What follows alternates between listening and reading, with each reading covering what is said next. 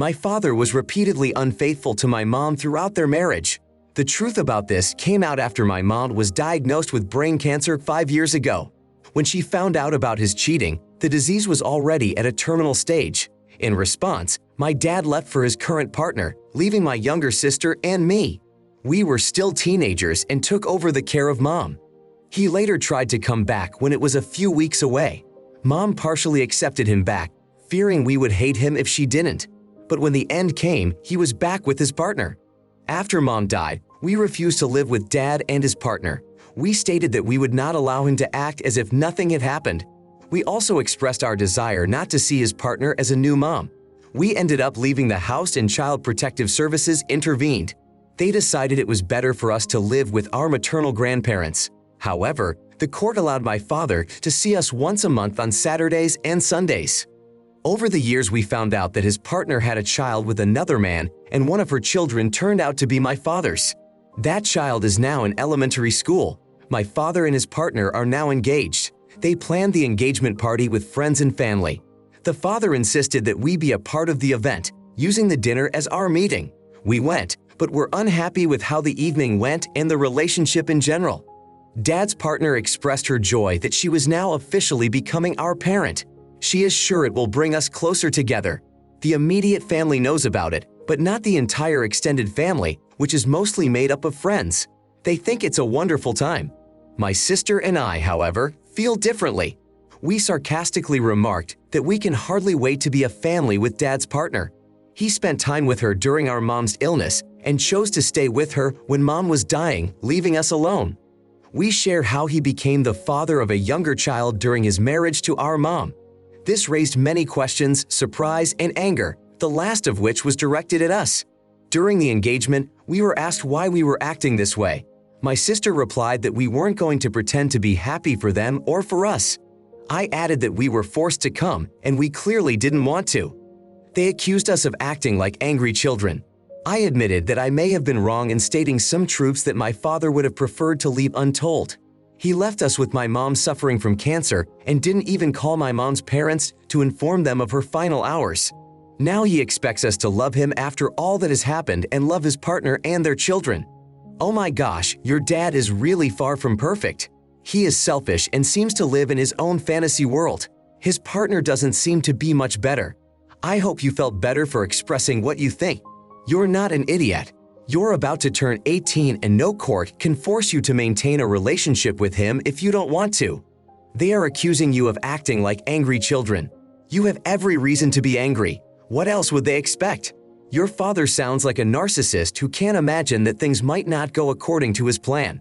If I were in your shoes or your sister's shoes, I would be annoyed too.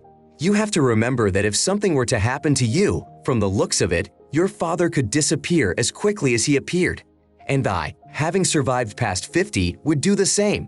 Maybe I'd even express all my resentment, which would make me an angry child. I would wear that label with pride.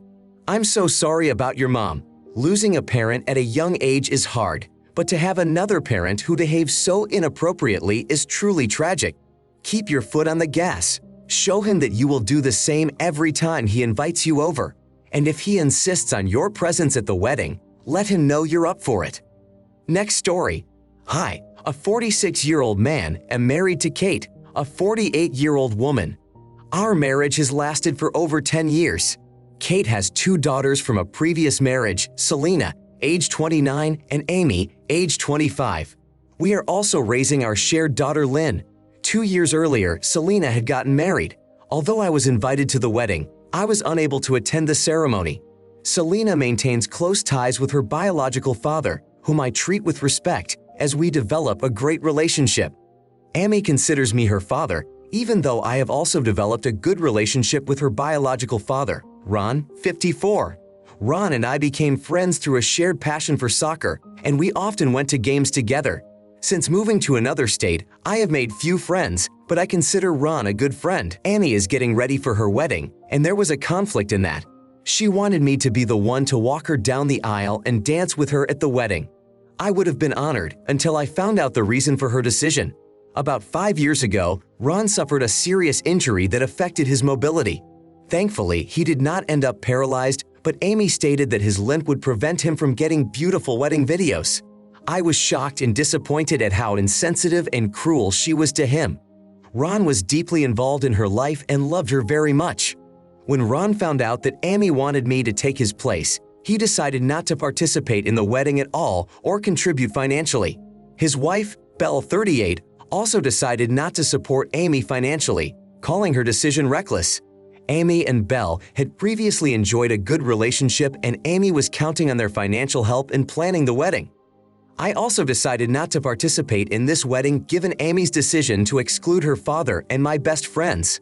Now Amy's friend claims that my refusal to pay for and participate in the wedding ruined her special day. Kate thinks I was too harsh on Amy as she lost the support of her biological father and stepmother that her fiancé was counting on. Selena, Ron, and Belle think Amy is rash and have largely restricted communication with her, expecting me to follow suit as well. Meanwhile, Lynn has no clear opinion on the matter. The drama is escalating by the day, and I'm starting to feel uncomfortable about the whole situation. Amy, who is extremely picky about the details of her events, also strives to maintain a flawless image in front of her social media followers. She is obsessed with perfection, which can certainly be a real challenge for her marriage. You're not wrong. Amy seems to take having two loving fathers for granted and crumbles every bridge in her path. Freedom of choice is not exempt from consequences. Amy has attracted these problems herself by putting the style and aesthetics of her wedding first. She's risking an important relationship for the sake of her online image, and it sounds terrifying. It sounds like she wants to hire her dad for the day, which seems superficial.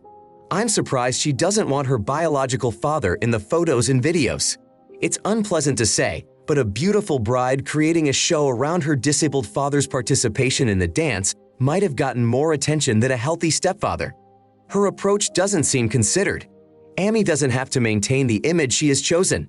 Even though the family remains close and supportive, the questions you raised about what is more important to Amy, videos or pictures, than her father's feelings should be alarming. Your wife is wrong.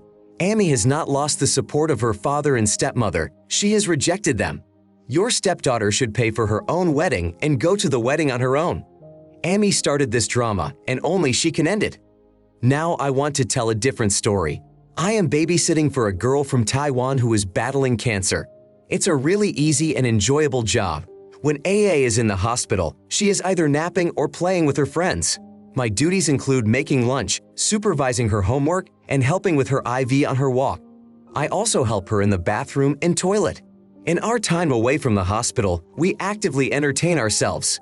Her mom gives me complete freedom to choose fun activities like ice skating, going to movies and museums. Every morning when I come to work, AA's mom asks me if I have eaten. If I answer in the negative, she gives me $20 for breakfast and coffee. If I have to watch the kids at night, she provides $50 for food through DoorDash. If I don't use these funds, she advises me to consider them a bonus. This is on top of being able to use the food from the pantry for free. After a 2-week vacation, my suitcase was lost and AA's mom gave me $150 to buy clothes until the suitcase was found. I also travel with my family 3 times a year, all expenses paid, and I work 2 to 5 hours a day at a half and half rate. My older sister, who has a preschool daughter and a teenage son, recently started babysitting and has been unhappy with the conditions. She earns less despite having more responsibilities and children, receives no money for food, and is unable to take the children out for fun activities. My sister spends a lot of time on the phone and encounters less friendly parents compared to AA's mom. She chided me for not warning her of the potential difficulties and accused me of leading her to believe that all jobs would be as comfortable as mine. Wait, she's older than you. She's an adult. She's worked at least one adult job before. But you somehow had to explain to her that some jobs are harder than others, that some jobs pay better than others. You also had to warn her that ovens are hot when you cook on them, that if you eat your cake, it's gone, and that water is wet. It's simple. You're not an idiot. You're not responsible for your sister's lack of critical thinking skills. I'm sorry, but your sister just doesn't understand the obvious. She's a golden child. Perhaps if she didn't like the salary offered, she shouldn't have accepted the offer. If she didn't like the number of children, she shouldn't have accepted that job. Everyone knows that babysitting is really childcare. Your sister and mother don't realize how much this family trusts you. They trust you to take their sick child with you so she can have fun and get on with her life. So that cancer won't be the only thing she can deal with. You're giving the parents a break, because being responsible for a sick child, especially your own, is mentally, emotionally, and physically draining. You're also allowing them to create space for other kids to get enough time with mom and dad. You don't seem to realize how much you are doing for this little girl and her family and how grateful they probably are. My next story. I am a 25-year-old male dating a girl who is 24 years old. I have known for about 5 months now that her family has significant wealth. She has shared stories with me about her childhood that hinted at this.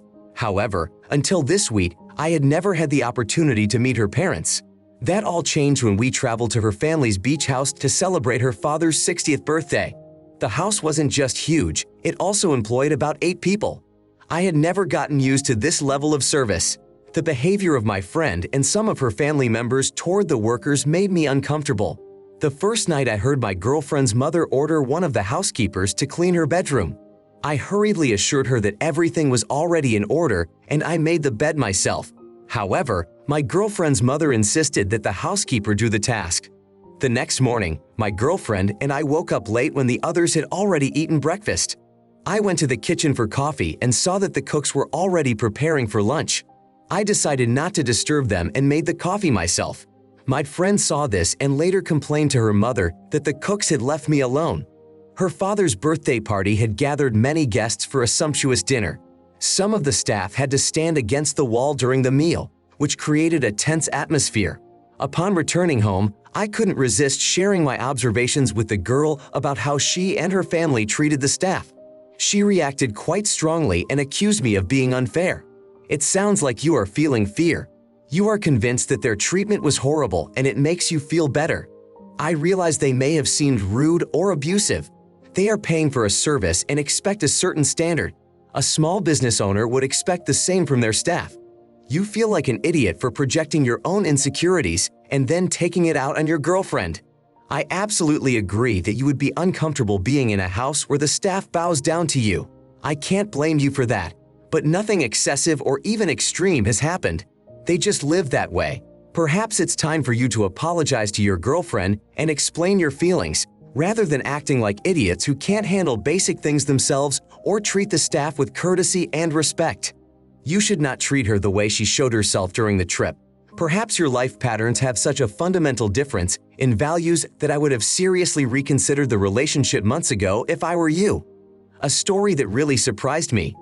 I, a 28-year-old woman, offered to organize a children's event for my best friend. We have known each other for 20 years. I was once her maid of honor, and she gladly accepted my offer. The invitations were sent out a few weeks ago, and we were actively planning. The following weekend, the conversation came up about my dogs. I have a Labrador and a Golden Retriever. A friend expressed her wish that the dogs not be present at the party. I replied that the dogs also owned the house and I had no intention of taking them somewhere or locking them up. She pointed out that there would be a lot of people at the event, including small children. Even though we have known each other for years and she is well aware of how well my dogs behave and get along with children, she did express concerns. The friend explained that the dogs might be too intrusive for such an event. She suggested at least keeping them in a separate room. I told her that if those were the conditions, let her look for another venue for the event. She called me an idiot and stated that she didn't see it as a big problem. I ended up asking her to leave. She has since let everyone know about the venue change and now I have people contacting me wanting to know what happened. Everyone around me seems like an idiot. Labrador and Golden Retriever are large enough dogs to create a disturbance at a party. I have 3 that are the same size. I can't imagine throwing a party with small children, food, and having the dogs actively participate. They would be better off spending a few hours in their beds, away from the commotion that a children's party creates. Not everyone adores dogs, especially large dogs. You certainly think your dogs are the best. However, even the friendliest of them remain animals. It is unclear why the issue of compromise has become so complicated. It is also unclear why this aspect was not negotiated in advance, even before the invitations were sent out. Herein lies part of the blame. What if someone accidentally feeds the dog something unhealthy and they get sick? or if someone who doesn't understand dogs misinterprets their behavior and hurts them. There is also the risk that small guests, not knowing how to handle animals, may inadvertently hurt them. I understand where the desire to avoid these situations comes from, but controlling dogs at events is necessary to protect both people and animals. As a devoted dog lover, I view them as members of the family. However, children should never be around dogs without adult supervision. You are planning a party where you can't constantly monitor your dogs and their interactions with guests. What happens if a child pulls a dog's tail or tries to do something that might scare or anger them? It is important to protect your dogs and not put them in potentially dangerous situations.